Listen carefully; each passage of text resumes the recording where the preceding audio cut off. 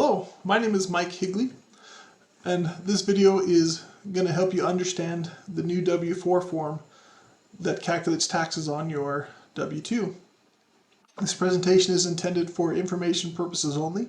Consult your tax advisor with specific questions about your situation. Now, first off, what is a W-4? Well, so this is a form produced by the IRS.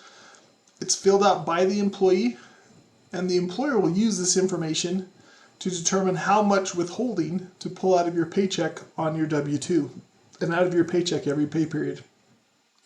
It's important to note that it is the employee's responsibility to fill it out correctly.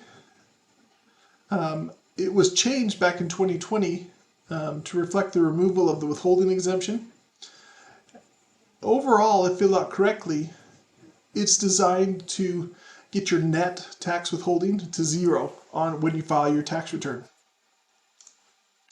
So here's an example of what the form looks like. You can see it's broken down with personal information, marital status, whether you have multiple incomes in your household, the child tax credit, and then other adjustments. First off, with your personal and marital status, make sure your name matches your social security card or other IDs. When you're choosing your marital status is determined on December 31st. So if you're single, you would mark single as of December 31st. If you are married, then you can choose married filing jointly or married filing separately. And then head of household is generally for single parents with dependent minor children living at home, and it's designed to give them a little bit of tax break, from just paying the rates of the single individual. Or you can, of course, as married, choose to file separately, and that'll withhold a larger amount of tax. Now, this section is designed for those individuals who have more than one income source, or those families who have more than one income source. The reason this is important is because our tax rates increase with additional income. So a married couple that are both working may be in a higher tax bracket than a married couple that only has one individual working, okay, with only one source of income. And so this section is designed to help your employer know, okay, it's possible your income is going to be taxed at a higher rate because of a spouse's income, and so it informs the employer that they need to withhold an additional amount of tax for that higher percentage bracket that you might be in. Now, if both wage earners earn relatively close to the same amount, then there's a box here in step 2 that you can just check, and both of you would check it on your W-4, and that will let it know that, hey, there's additional income here. We need to withhold at a little bit higher rate. If, for example, one wage earner earns significantly more than the other, then they also have a worksheet that they have set out to help you calculate how much additional tax to withhold on your paycheck. So, example 1, if we have a husband and wife who both work, one earns $60,000, the other makes $55,000. Since they're relatively the same, both individuals would file a W-4, mark married filing jointly, and select that box under 2C to say, yes, I have multiple sources of income. Now, you can both claim single and get pretty close to the same amount if you do it that way. Now, if, for example, as I said, if we have a husband and spouse who both work, or maybe one spouse has 2 jobs, and one of the jobs is $80,000 and the other is $20,000. Now, because one of these incomes is much higher than the other, then we'd need to use this worksheet that they have set out for multiple income sources. The worksheet looks something like this. So we're looking at married filing jointly, and number 1 is you're going to find in the columns on the left, you're going to find the salary of the higher individual. So in this case, you follow it down to the 80,000 range, and then across the top here is the salary of the lower salary amount. So you'd follow it across to the 20,000. Where those intersect is the total annual additional tax that you would want to withhold on your paycheck. Now, so then you would take that $41.70 and you would divide that by the number of pay periods. So if you get paid every 2 weeks, you divide it by 26. If you get paid monthly, you divide it by 12.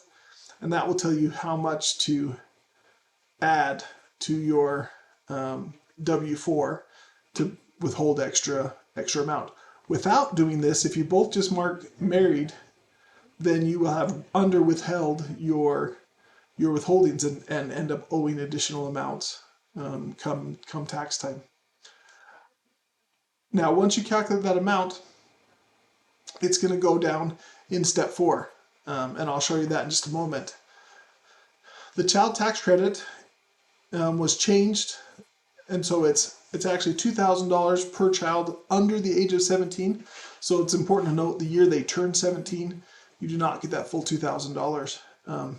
And so then you would multiply the number of child tax credit that you receive $2,000 for, and put it on this line here. And then there's an other dependence credit for 17 and older, for like, kids in school, or maybe you're taking care of a dependent parent or something like that. You can get another $500 credit for each of those individuals. And so you can calculate those amounts and put them here.